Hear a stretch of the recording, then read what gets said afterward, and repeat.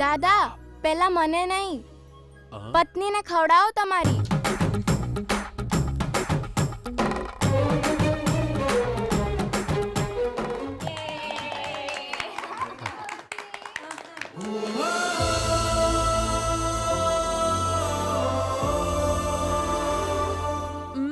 Happy birthday MD.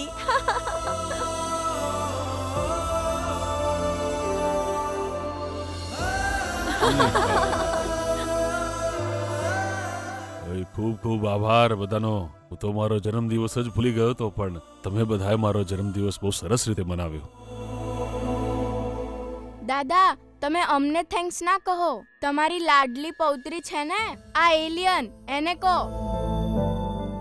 તને તો હું નહીં જ છોડું આજે. અનન્યા, જવા દે. ખબર છે ને આ કેટલો મસ્તીખોર છોકરો છે. જુઓ ને કાકી, આ મને હંમેશા એલિયન એલિયન કહે છે અને એ મને આવું કહે છે, મને નથી ગમતું. ઠીક છે, જવા દે.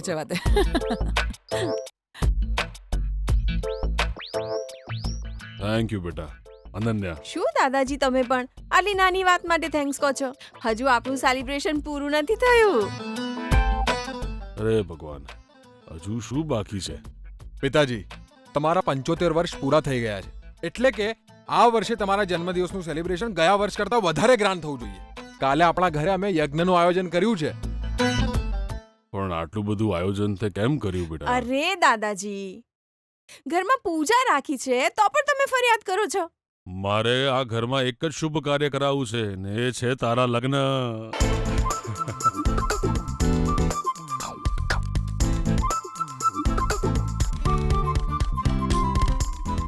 હલો દાદાજી, ઘણા બધા લોકો લાઈનમાં ઊભા છે. ભાઈ છે, સંસ્કૃતિ છે, તમે મને જ કેમ ટાર્ગેટ કરો છો?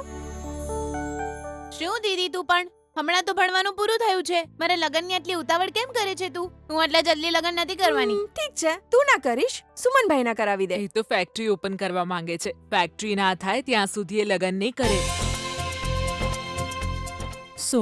અત્યારે તો લગ્ન થવા જોઈએ તારા. જલ્દી બોલ, તું લગ્ન કરીશ કે હું કરું?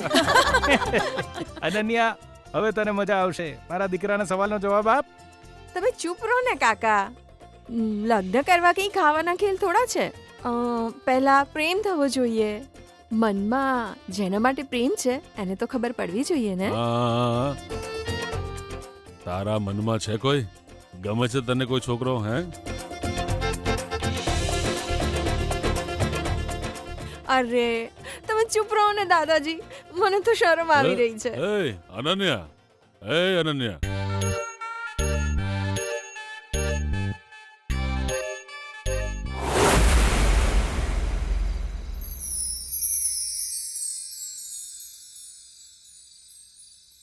સર એક સેલ્ફી સર. સર હું પણ તમારી ફ્રેન્ડ છું સર. અરે બાજુમાં ખસો ને.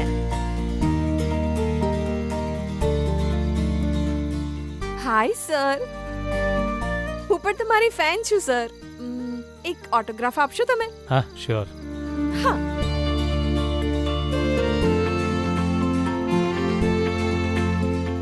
ક્યાં આપું? એવું કેમ પૂછું છું સર? અહીં જ આપો ને. હા સર, આજકાલ તો આવો જ ટ્રેન્ડ છે sir. Come on sir, please sir. Okay.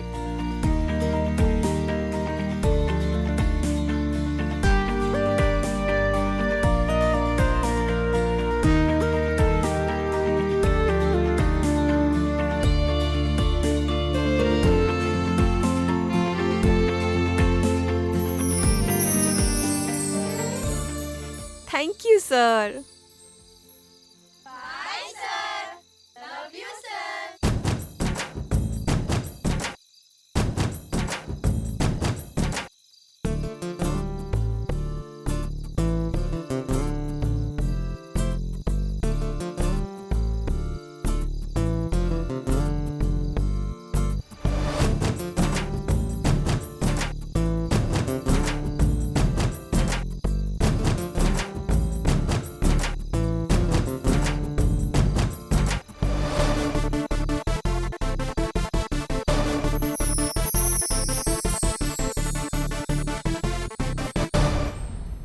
Sports માટે તો હું મરી જવા તૈયાર છું.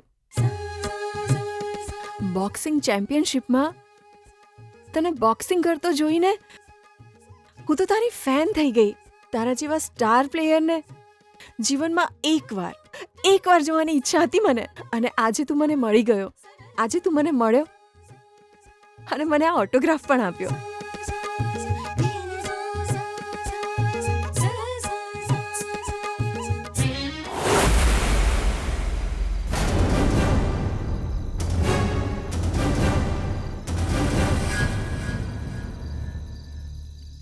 ગીતા, શું થયું તને? આટલી રાત્રે તે ફોન કરીને મને અહીં કેમ બોલાવ્યો? તું રડે છે કેમ ગીતા? વિજય, ગીતા, શું થયું એ તો કહે મને તું જરા. બહુ જ મોટી ગડબડ થઈ ગઈ. તને કઈ રીતે કહું, મને કઈ સમજાતું નથી વિજય. પણ થયું શું ગીતા? સાસુમાએ આજે મને ચેન પહેરાવી હતી અને સોનાનું કડું પહેરાવ્યું તું ને. હા, તો શું થયું? એ સુધાકરી સાસુમાનું છે ને, સાચવીને રાખવાનું કીધું તું ને. હા કહ્યું તું, પણ તું રડે છે કેમ? એ કડું મારાથી ક્યાંક ખોવાઈ ગયું વિજય.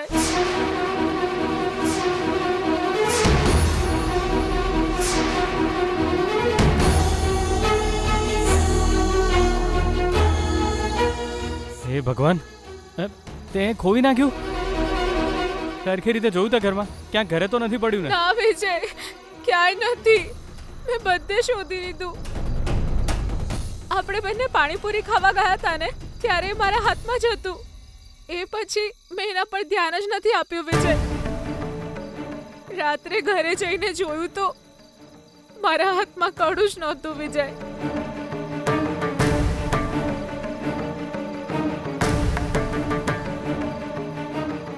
ગીતા, આ તે શું કર્યું ગીતા? કદાચ આપણે પાણીપુરી ખાવા ગયા હતા ને, ત્યારે તે મને હાથ પકડીને ખેંચી હતી.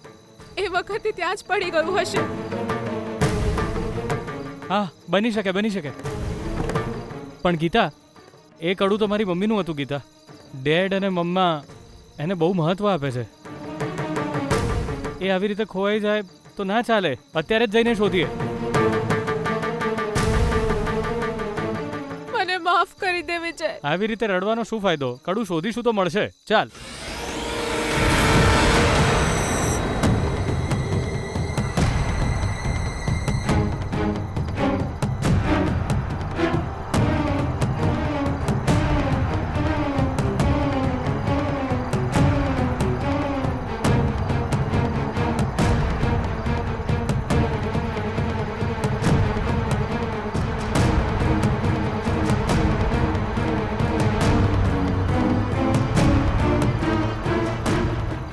ગીતા, હવે કેમ રડે છે તું? રડીશ નહીં. આપણે અહીં પહોંચી ગયા છીએ ને, અહીંયા જ ક્યાંક પડ્યું હશે. આપણે શોધીએ ને, મળી જશે. રડીશ નહીં. વિજય, હું પેલી બાજુ ગઈ હતી. એકવાર એ તરફ શોધીએ પ્લીઝ. હા ચલ, રડીશ નહીં.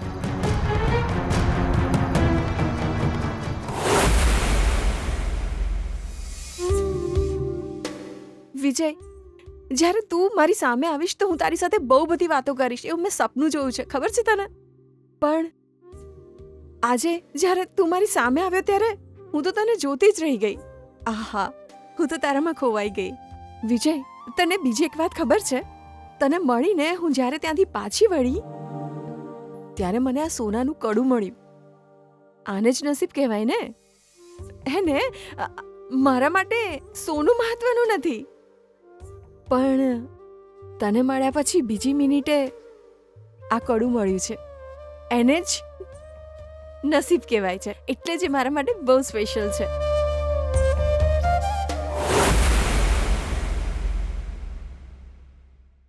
અનન્યા, તું આટલા દિવસથી વિજય વિજય કરીને એના સપના જોયા કરતી હતી. આજે તારો ડ્રીમ બોય તારી સામે ઊભો તો તને કેવું લાગ્યું? એકચ્યુઅલી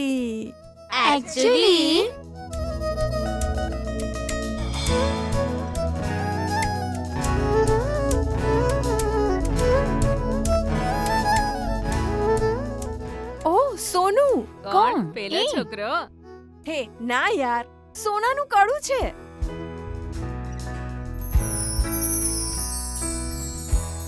ઓ માય ગોડ, તને તો સોનાનું કડું મળ્યું છે યાર. હા યાર, આ ખરેખર તારા માટે લકી છે હો યાર. તારો ડ્રીમ બોય વિજય મળ્યો અને તને આ કડું મળ્યું, એટલે કંઈક તો કનેક્શન હશે જ. હો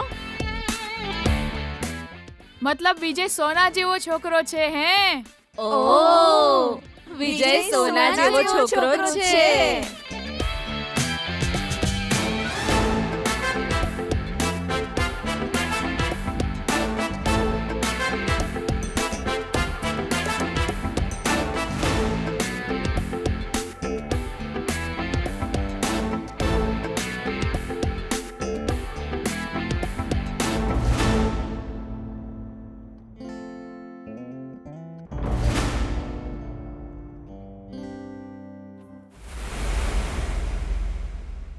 વિજય, આપણે બંને અહીં જ ઊભા હતા ને? હા.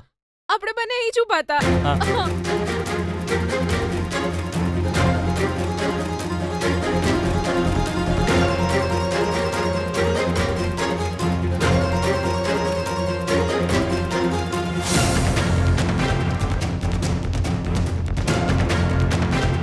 અહીંયા જ વિજય, અહીંયા જ તે મારો હાથ પકડ્યો હતો.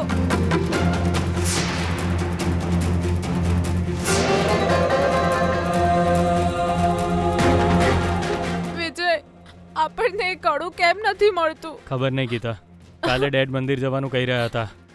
એ ત્યાં તારા હાથમાં કડું નહીં જુએ તો મોટી પ્રોબ્લેમ થઈ જશે. એનો મતલબ એ કડું મને નહીં મળે.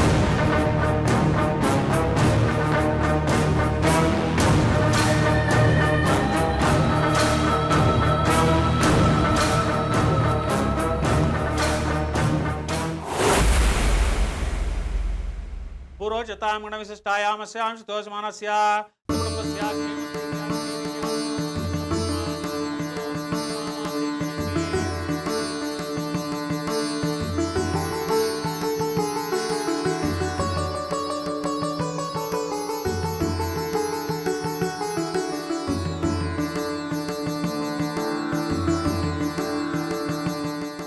તમે બંને આજે અહીંયા મંદિરે આવ્યા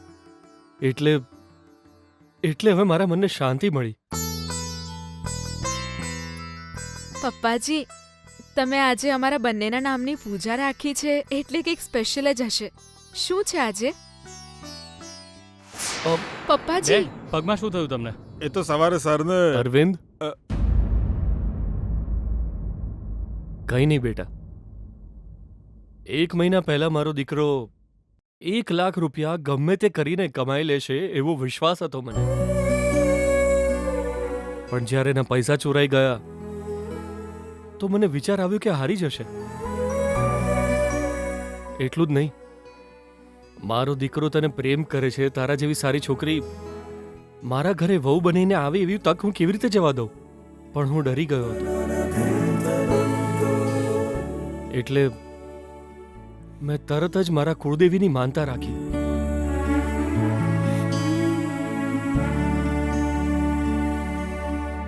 હું ઘૂંટણીએ ચાલીને પરિક્રમા કરીશ, વહુ અને દીકરાની સાથે આવીશ, આ મંદિરમાં બંનેના નામની પૂજા કરાવીશ ને માનતા પૂરી કરાવીશ. અત્યારે એની જ પૂજા થશે.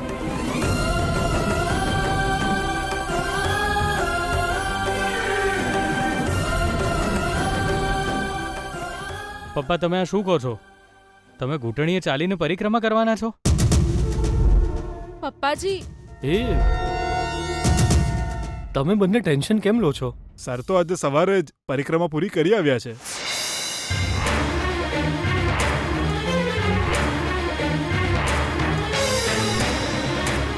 અરવિંદ,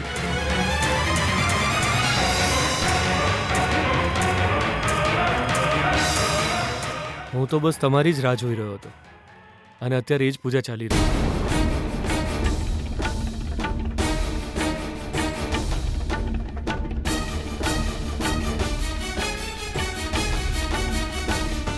પુરોહિતજી, આરતી કરી લઈએ હવે. ओम सांग्रण्येष्ट्या यजते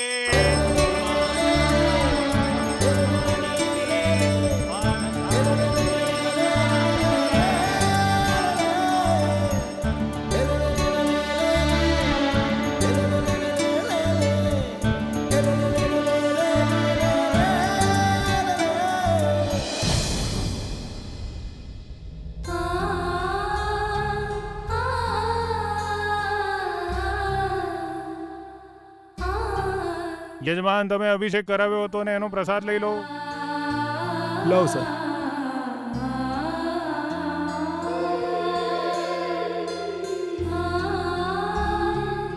ડેડ આ શું છે?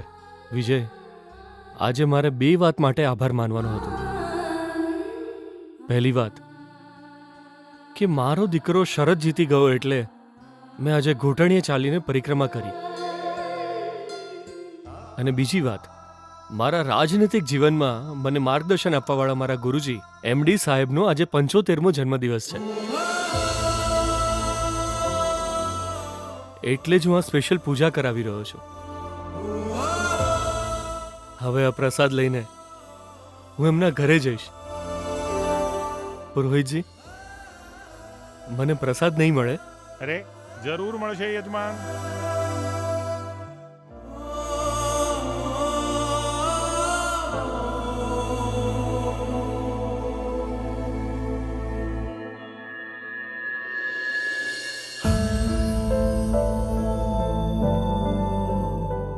ગીતા, આ પ્રસાદ લઈ લે બેટા.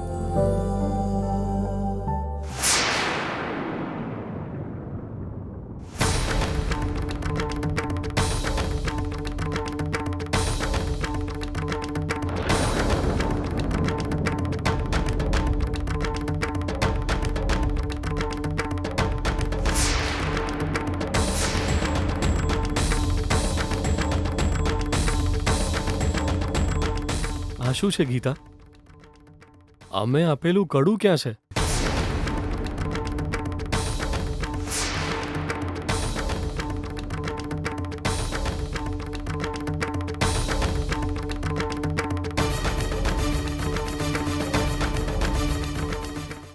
પપ્પાજી એ તો ડેડ, એ બહુ જ કોસ્ટલી કડું છે ને, એટલે મેં જ એને ઘરે મૂકી દેવાનું કીધું.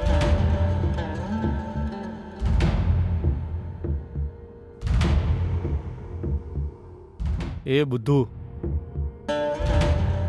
જો ગીતા, એ કડું મેં તને એટલે આપ્યું છે કે એ કાયમ તું તારા હાથમાં પહેરી રાખે. એ ઘરમાં મૂકી રાખવા નથી આપ્યું. અરે, એ મારી સુધાનું કડું છે. જો, તું ઘરે જઈને પહેલા એ પહેરી લેજે. તને એક સાચી વાત કહું છું, સાંભળ. તું ક્યારેય એ કડું તારા હાથમાંથી ઉતારતી નહીં. એ કડું તારા હાથમાં પહેરીશ તો સમજ કે તારા સાસુમાં હંમેશા તારી સાથે જ રહેશે. મારી સુધાની ઈચ્છા હતી કે એની થનારી વહુ આ કડું કાયમ એના હાથમાં પહેરી રાખે. એટલું જ નહીં, આ કડું જે પહેરશે એ અમારા ઘરની વહુ બનીને આવશે એવો અમારો વિશ્વાસ છે. અને આ તો અમારા પરિવારની વર્ષો જૂની પરંપરા છે. અમારા દાદાજીએ આ કડું અમારી દાદીને આપ્યું હતું. 15 જ દિવસમાં દાદી અમારા ઘરે લગ્ન કરીને આવી ગયા. એ પછી અમારા દાદીએ મારી મમ્મીને કડું આપ્યું હતું. એ પછી મારા માતા પિતાના લગ્ન બહુ જલ્દી થઈ ગયા હતા. મેં પણ એ કડું મારી સુધાના હાથમાં પહેરાવ્યું હતું. અને હવે એ કડું તને આપ્યું છે. એ કડું કાયમ તારા હાથમાં પહેરી રાખજે બેટા. એ કડું તારા હાથમાં હશે તો તારા અને વિજયના લગ્ન જલ્દીથી જલ્દી થઈ જશે.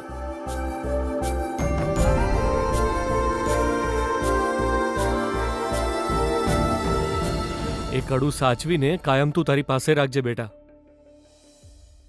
જો એ કડું કોઈ બીજી છોકરી પહેરશે તો એ છોકરી અમારા ઘરે વહુ બનીને આવી જશે.